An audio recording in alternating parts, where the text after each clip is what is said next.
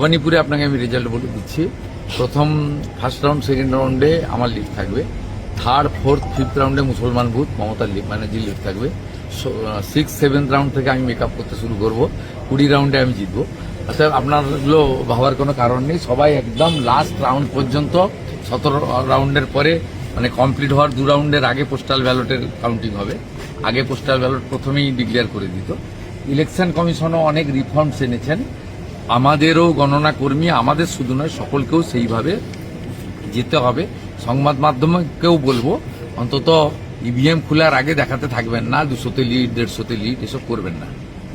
সব কান দিয়ে দেখবেন না, চোখ দিয়ে দেখবেন। পার্টি ব্যাপক উদ্যোগ নিয়েছে, ভূপেন্দ্র যাদবজি, সুনীলজি, শ্রমিকদা এদের নেতৃত্বে হচ্ছে, আমার সঙ্গে সব যোগাযোগ আছে এবং ইলেকশন এজেন্ট, কনভেনার, ইনচার্জ প্রতিটা বিধানসভা করে 5 জন প্রমুখ নেতা পার্টির গাইডলাইন এবং সিরিয়াসলি যাতে 21 সালের মতো কোনো ত্রুটি না থাকে, ভুল না থাকে, সেই জন্যই তারা এটাতে করছে। ইলেকশন কমিশনও অনেকগুলো ব্যবস্থা নিয়েছে যাতে আইপ্যাকের লোক ঢুকে না পড়ে।